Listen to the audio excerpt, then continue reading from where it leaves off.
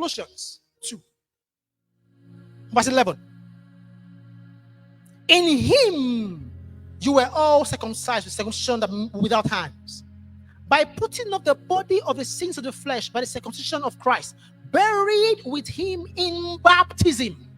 Even Paul emphasizes baptism because, listen, friends, I don't know about you guys, but do you understand what crucifixion is? I'll explain just very briefly.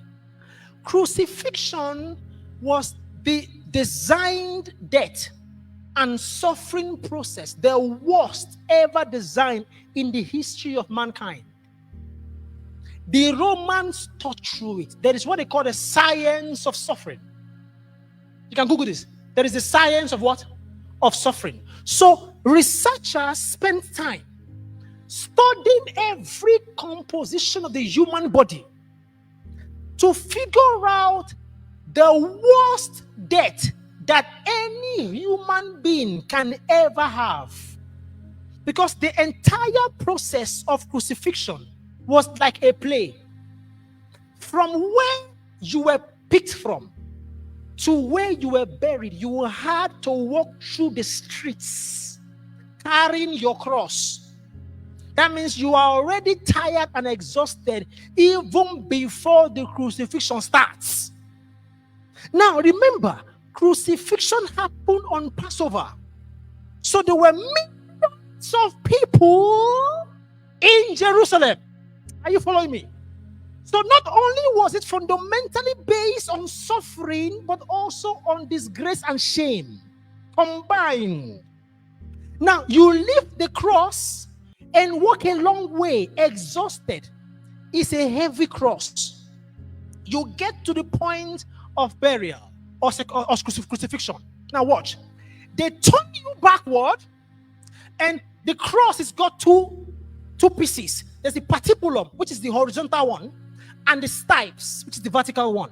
So they stretch your hand on the patibulum. And guess what? The stretching of the hand affects your joints. Then even the precise nature of the nail is buried in between your ulna and radius, such that the nail goes through your medial nerve. Any medical doctor knows it's a painful nerve. So when the nail hits through specific nerve, remember, it's like this wrist is got two bones. Yeah, as it hits the nerve, the idea is to keep the nail in place, while the nerve endings generate an excruciating number of pain through your elbow down to your shoulder. That is not all. They're not done yet. Now they lay you flat and put your leg on what? The horizontal beam, which is the patibulum. And then the way your leg is placed is not straight, it's bent, and it's intentional because it's important for you to gasp for breath. So the way you are placed, the bent nature of the knees allows for you to stretch. So that means you have to stretch to breathe. Are you following me? You stretch your legs up to breathe, and you get tired from the weight on your nails. So within 5 seconds, your leg goes back this way. It's intentional. It's a feeling of continuously drowning you.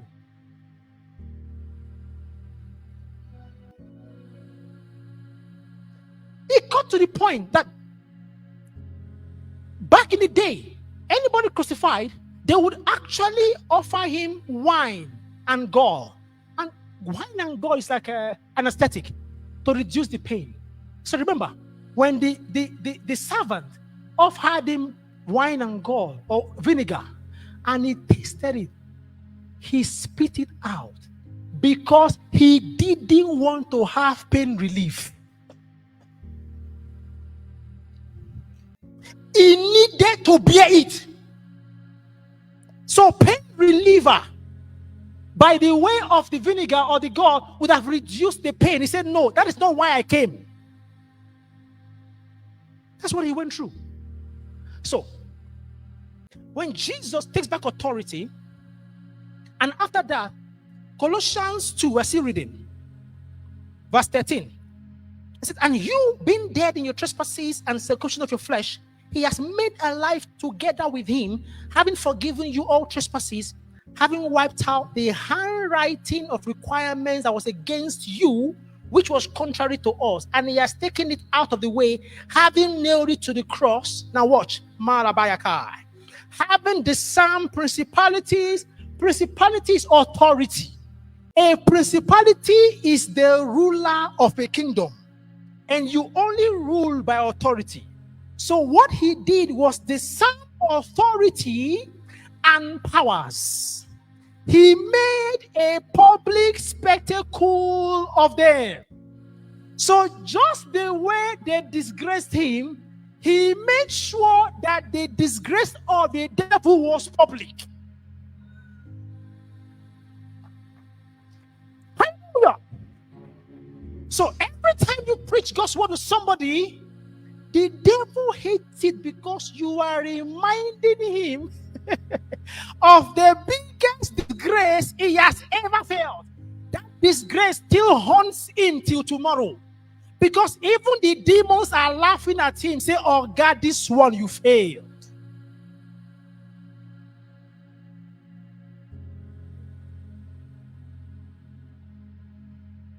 So now, let me bring it home. So, what the devil does is he uses our body, which is what he has always done, to distract us. So, friends, the devil has no authority over you.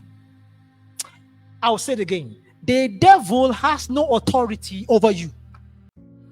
I'm saying the devil has no authority over you.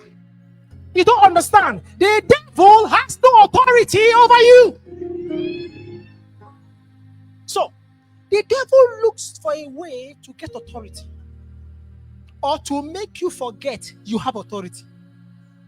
Or he shakara. You know what shakara is in Nigeria? Shakara is like mesmerize, like deceive you. It deceives you with the power it still has. But remember, power with no authority cannot work. So now watch. When Paul, because most Christians don't understand that position, and so they get threatened by funny things. Oh, there's somebody cooking your name in the village. Let them cook.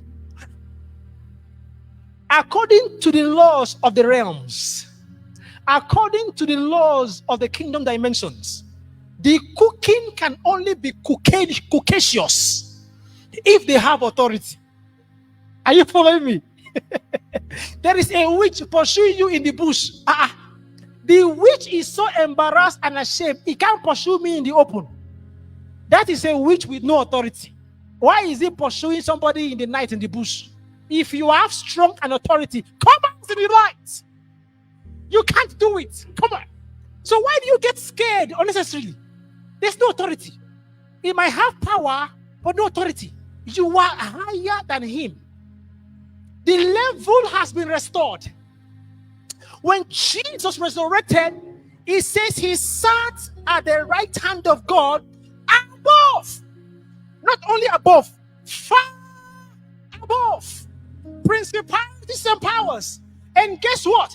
If you are in Jesus, you are also sat far above. You are far above. You are far above. You are far above. You are far